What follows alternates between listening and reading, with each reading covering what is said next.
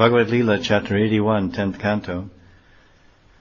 Sri Krishna blesses the Brahman Sudama. Lord Hari perfectly knows the hearts of all living entities, and he is especially devoted to the Brahmanas. In this chapter 81, Krishna accepts food from Sudama, and without Sudama's knowledge rewards him with unlimited treasure to repay his debt to him. Verse 1 and 2 use the phrase Sarva Bhuta Mano Abhigya. Since Krishna knows the minds of everyone, he immediately knew that his friend Sudama had brought some flat rice for him, but was ashamed to present it. Krishna smiled at this moment, thinking, yes, I am going to make Sudama, I'm going to make you show what you brought for me. Krishna's smile then turned into laughter as he thought, how long are you going to keep this precious gift hidden in your cloth? Krishna looked at the bundle hidden under Sudama's garment. Then with his loving glance, Premna Nirikshanena, Krishna conveyed, Sudama, the veins showing through your emaciated skin and your ragged clothes are astonishing everyone in Dwarka.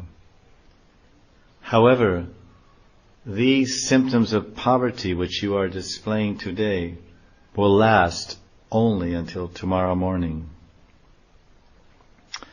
Although Bhagavan Sri Krishna is the supreme independent Lord, he happily reciprocates with those who are Priyam, his cherished servants. Being devoted to the Brahmanas, Krishna especially enjoys favoring them because they possess unconditioned devotion to him. Bhagavan said, Sudama, have you brought anything for me? I surmise that you, having such affection for me, would not come empty-handed so far from your house all the way to Dwarka to see me, who have such affection for you. Sudama replied, I am very embarrassed to show what I have because it is very meager. Krishna responded, even if my devotee offers only a little with pure love, it becomes plenty for me. Text 4:81. Patram pushpam phalam toyam yo me bhaktya prayachati taraham bhaktiparitam ashnami prayatatmanaha. Sudama, if one offers me with love and devotion a leaf, a flower, a fruit or water, I will accept it. Sudama said, Krishnaji, when I took this from my house to present to you, I did not think about it at all. But now I think that it is unsuitable for you to eat, so I am not giving it to you. Vishwanath. The present verse number 4 in chapter 81, which Sri Krishna spoke, he also spoke in the Bhagavad Gita, chapter 9, verse 26. This verse, Patram Pushpam Phalam Toyam, is Krishna's reply to Sudama's anxiety that his bringing such an unfit offering was ill considered. The phrases in this verse, 9:26 Gita and 81:4, 10th canto, Bhaktya Priyachati and Bhaktyuparitam, may seem redundant because the word bhakti is repeated twice, and both these phrases mean offered with devotion. The word bhaktya can indicate how Krishna reciprocates the devotional mood of whoever offers him something with love. In other words, Krishna emphasizes here to Sudama that his reciprocation in pure love is not dependent on the external quality of what is offered. Krishna said, Sudama, something may or may not be tasty and pleasing in its own right. However, if my devotee offers it to me in love, with the expectation that I will enjoy it, I eat it with great pleasure, without thinking twice about it. The verb ashnami, I eat, implies that Krishna eats even a flower, which though acceptable is not edible, bewildered as he is by the ecstatic love he feels for his devotees. Because in this verse, Krishna is saying, he's listing four things. You can offer me with love and devotion. You offer me a leaf, he uses the word ashnami, which is translated as I accept it, but it actually means, ashnami means to eat. So Krishna is saying all these four things are connected to this one verb. You lovingly give me a leaf, I'll eat it. You lovingly present me a flower, I'll eat it. You lovingly offer me a fruit, I will eat it. You lovingly give me water, I will eat it. Very extraordinary love the Lord has. And why is he saying that? He'll eat a leaf, or he'll eat a flower? Because Krishna says that he's bewildered, prem vibram, by the ecstatic love that Krishna feels for his pure loving devotee. But someone may question, will you refuse an offering made to you by persons who are devotees of the demigods?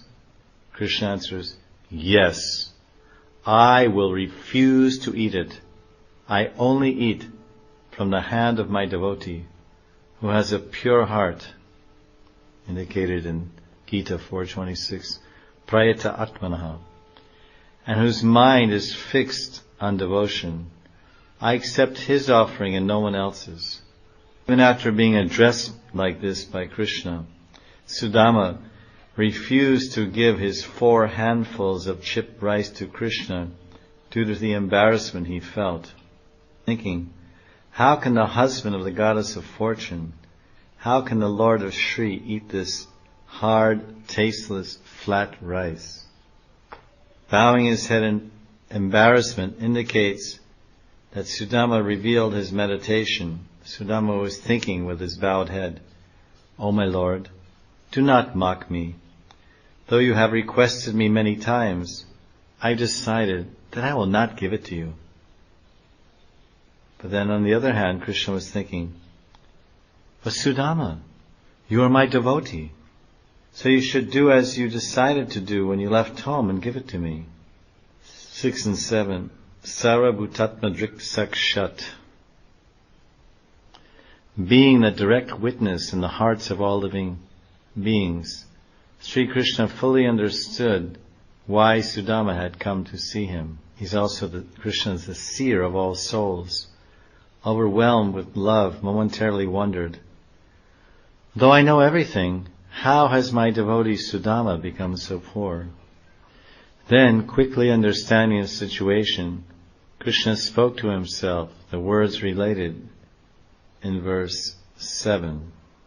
In the past, my friend Sudama has never worshipped me with a desire for material opulence. However, now he has come to me to satisfy his chaste and devoted wife. I will give Sudama riches that even the immortal demigods cannot obtain. Comments on 6 and 7. The result of performing bhakti without material desires is spiritual enjoyment. Explained in Srimad Bhagavat 129. Dharmasya yapavargasya narto arta yupakalpate nartasya dharmaikantasya kamo labhaya hi smritaha. Translation. Dharmasya apavarga. All work, actions, and jobs and occupational engagements are certainly meant for the purpose of attaining ultimate liberation. Work should never be performed for material gain. The sages say that one who is engaged in the ultimate occupational service, bhakti, should never use material gain to cultivate sense gratification. Vishwanath explains. There are two types of renounced devotees, nishkama bhaktas. One nishkama bhakta is inimical to sense gratification, and the other is indifferent to it. According to the different natures of these nishkam bhaktas, there are two kinds of results. The nishkam bhakta, who is extremely averse to worldly enjoyments, will not get such enjoyments from Krishna. Jad Bharat is an example of this type of nishkam bhakta, renounced devotee. On the other hand, Krishna may give limitless wealth and power to a nishkam bhakta who is neither repelled nor attracted by material things, such as Prahlad Maharaj. Up to this point in his life, Sudama was totally averse to sense gratification. He was this type of nishkam bhakta. But now, out of compassion for his faithful wife, and also because he hankered to see his dear friend, Priyabandhu Sri Krishna, he went to Dwarka to beg from the Lord. Then again, Krishna was thinking to himself, even the desire of Sudama's wife was motivated by loyalty to her husband. As the verse 7 has the phrase pativrata. This means loyalty. It was motivated by her pativrata alone. Thus, Sudama's wife is also without personal desire at all. Therefore, I will give Sudama and his surrendered wife riches that even the immortal demigods cannot obtain. Thinking like this, Krishna snatched the flat rice which Sudama had hidden in a strip of old cloth tied around his waist. And Krishna said, "What is this? Do not think that this flat rice is unsuitable for me because it is stale and tasteless. I like it very much. Moreover, do not think it is not enough, for my eating of this flat rice from your hand will satisfy not only me, but the entire universe." Krishna ate one palmful, was about to eat a second, and Rukmini grabbed his hand. By doing this, Rukmini was implying, "My Lord, if you eat all this wonderful treat your friend brought from his house, what will remain for my friends, co-wives, sisters-in-law, servants, and myself? There will not be enough left to distribute even one grain to each of us. Even if I distribute one particle of rice to each person, it will not be sufficient." This was Rukmini's indication for Sudama. To her personal maidservants, Rukmini said by her gesture, "This hard rice will upset my Lord's tender stomach." Through her eyes, Rukmini conveyed her intentions to Krishna, saying with her eyes, "My Lord, you have eaten enough, so be satisfied with that and do not eat any more. O soul of the universe, Vishwa-atma, if you are satisfied, the whole universe will be satisfied." Krishna returned her eye speech by speaking through his eyes to Rukmini, saying, "In order to give my dear friend great wealth, I must eat more than one handful." Then with her eyes, Rukmini replies, "My Lord, your satisfaction alone is the cause of one's increasing his wealth in this life and the next. Therefore you need not chew much of this hard, tasteless rice. Rukmini's statement was communicated internally. It was not spoken externally, because if it were, then Sudama would understand her words and not speak, verse 20 of this chapter. The Brahmana spent that night in Dwarka with Achyuta, eating and drinking sufficiently. Sudama felt as if he had attained the heavenly planet Swargatam. The next day he set off for his home, feeling greatly delighted. Sri Krishna honored or respected Sudama by accompanying him on the road for a short distance to his home. Krishna is perfectly complete in his own bliss, Swa Sukhena, text 13. And he is the maintainer of the universe, Vishwabhavena. Therefore, since Krishna can create the whole universe by his mere wish, what endeavor is it for Krishna to create a luxurious palace for Sudama? Krishna abounds in bliss. So how difficult is it for him to fulfill the desire of Sudama with unlimited joy? Although he had apparently received no wealth from Sri Krishna, Sudama was too shy to beg for it on his own. He simply returned home feeling perfectly satisfied to have had Krishna's darshan. Verse 15 to 18, Sudama expresses his bliss, which he was thinking as he left Krishna. I have directly seen Krishna's affection for the Brahmanas, because he embraced me to his chest, the residence place of Lakshmi Devi. Who am I? A sinful, poor friend of a Brahman, Brahma Bandhu, and Krishna is Sareshwarya Purna. I am so fallen that I am not even fit to be called a Brahman, yet I was embraced by Krishna's arms. He treated me like a brother and sat me on the bed of his consort Rukmini, and his queen fanned me with a chamara. Although Krishna is the Lord of all the demigods, Deva Devena, he worshipped me as if I were a demigod myself. Krishna massaged my feet and rendered other humble services.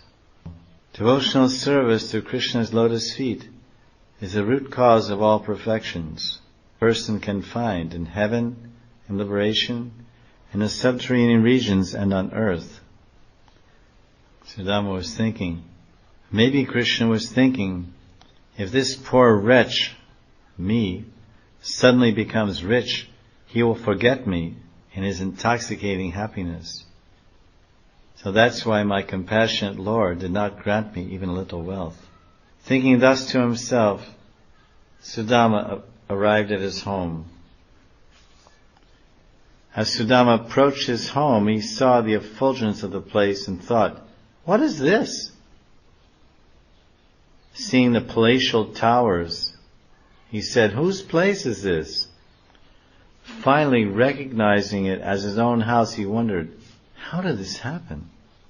Some very beautiful male and female servants came forward to greet their fortunate masters, singing music, songs, and playing instruments. Seeing this, Sudama accepted the servants within his mind, deciding, it seems my Lord must want me to have these servants. Noticing the change in Sudama's attitude, the servants then approached him as their master. The night before Sudama's arrival, his wife went to sleep with a wasted, withered body and slackened breasts and worn-out clothes in a house with broken walls and a crumbling roof. When she woke the next morning, however, she found herself and her house wonderfully changed. For a moment she was astonished, and then she concluded that all this wealth had been given to her husband Sudama by the mercy of Sri Krishna. Then she left her new palace to greet her husband. When that chaste lady saw her husband Sudama, her eyes filled with tears of love and eagerness. In her heart she embraced him as she bowed down to him. Amazed at the sight of his wife, who looked effulgent like a demigoddess.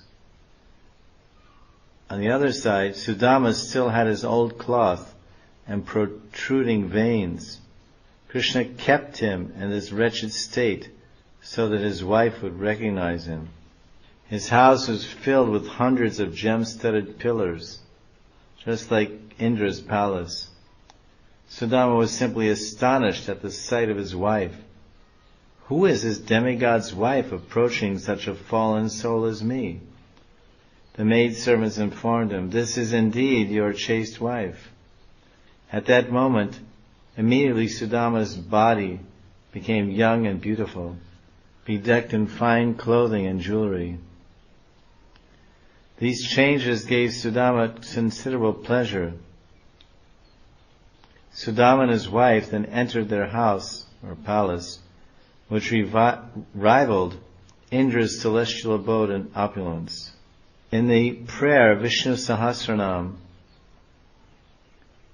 the 1,000 names of Vishnu, which is in the Mahabharata, there's a shloka which describes Krishna, or Vishnu, as the one who brought the treasure of Indra to earth, or his devotee beggar Sridama. Sridama Ranka Bhaktarta Bhumyani Tendra Vaibhava. What Krishna won't do for his devotee. His house was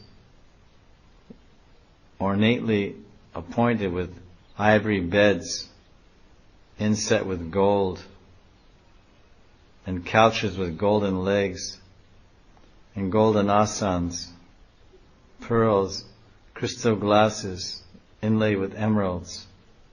These were the lights of the palace. The women of the palace were adorned with precious gems.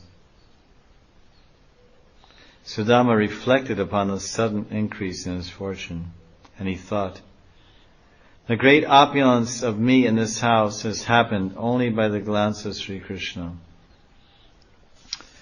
If Krishna had bestowed this wealth upon me, then why he did not tell me about it when we met in Dwarka?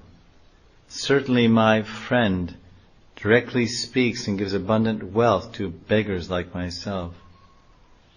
I surmise that Krishna did not mention how he was going to fulfill my unspoken request, because at that time he was thinking, my dear friend has given me these grains of flat rice, which are greater than all the treasures I own. Even though in his own house he had no such gift to bring me, he took the trouble of begging this rice from a neighbor. Therefore, it is only proper that I give him something more valuable than all my possessions. But nothing is equal to or greater than that what I possess. So all I can do is give him such meager things as the treasures of Indra, Brahma, and other demigods. Vishwanath says, text 34. Embarrassed at being unable to properly reciprocate Sudama's offering, Sri Krishna bestowed his favor on him silently. Krishna acted just like a magnanimous rain cloud, which provides the necessities of life for everyone, near and far, but feels ashamed that its rain is too insignificant a gift to give in return for the abundant offerings that farmers make to it. Out of shame, the cloud may wait until night time, when the farmers are asleep, before watering their fields. This is the position of Ganasham Sri Krishna, the best of the generous dynasty of Yadus. Bhagavan Sri Krishna considers even his greatest benedictions to be insignificant, while he magnifies even a small service rendered to him by his well-wishing devotee. Thus, with great pleasure, the Supreme Soul, Dwarkadish Sri Krishna, accepted one palmful of the flat rice I brought him. This is Sudama's thinking. Sudama continued to think, may I have affection toward Krishna, who is so compassionate to his devotees. Someone might ask, text 37, Vishwanath, so you have devotion, and the result of that devotion is gaining wealth? In 37, Sudama replies saying, no, I do not have bhakti, and attaining material wealth is not the result of bhakti. A great saint like Prahlad Maharaj can avoid becoming contaminated by immeasurable wealth, power, and fame. But I must always be wary of temptation in my new situation. And what is the use of all this wealth? Although Sudama was surrounded by immense material opulence, he only enjoyed what was necessary to maintain himself. Fixed in his vows that he was following throughout his whole life, even before he got the palace, Sudama continued to sleep on the earth instead of opting for his opulent ivory gem-studded bed. Sudama became completely absorbed in hearing and chanting about Krishna and rendering other forms of devotional service. Krishna does not give us much material wealth as a neophyte devotee may desire, but only what will promote his spiritual advancement.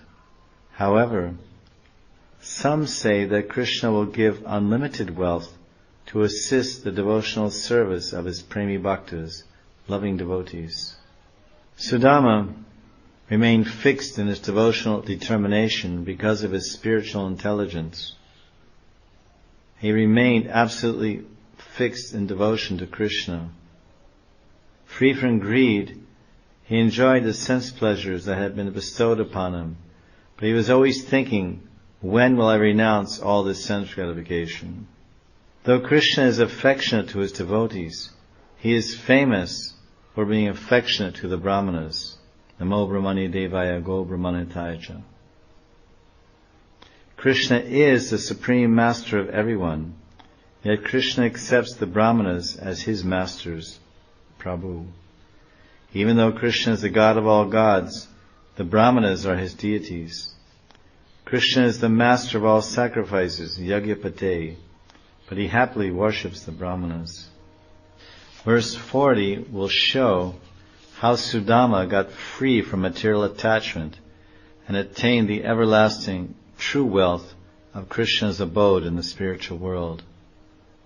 Seeing that the unconquerable Lord Sri Krishna is conquered by his servants, Sudama returned to his previous nature and fixed his mind in meditation on Lord Sri Krishna. Sridhar Goswami describes Sudama's ultimate perfection in text 40. Evam savipro bhagavat surittada tristva sabritya ajitam parajitam tadyana vegod ratitatma bandhanas tadhama lebe chirata satam gatim. Thus, seeing how the unconquerable Supreme Lord Sri Krishna is nonetheless conquered by his own servants, Krishna's dear Brahmana friend Sudama felt the remaining knots of material attachment within his heart being cut by the force of his constant meditation on the Lord. The dhyana vego grantas, pushings, not like pushings. Thus, Sudama attained Krishna's supreme abode in the spiritual world, the destination of great saints. Text 41 is a Shrutifal, or a benediction or blessing verse for anyone who has heard chapter 81 of the 10th canto. Shukadev says, Etad Brahmanya Devasya Shutva Brahmanyatam Nara Labda Bhavo Bhagavati Karma Bhandat Vimuchyate. The Supreme Lord Bhagavan Sri Krishna always shows Brahmanas special favor. Anyone who hears this account of Sri Krishna's kindness to the Brahmanas, especially Sudama, will develop a deep love for Krishna, and thus he will become freed from the bondage of material work, karma bandha vimukti. Grantaraj Srimad Bhagavatam ki jai. Jai Jai Shri Radhe, Jai Jai Shri Radhe, Jai Jai Shri Radhe.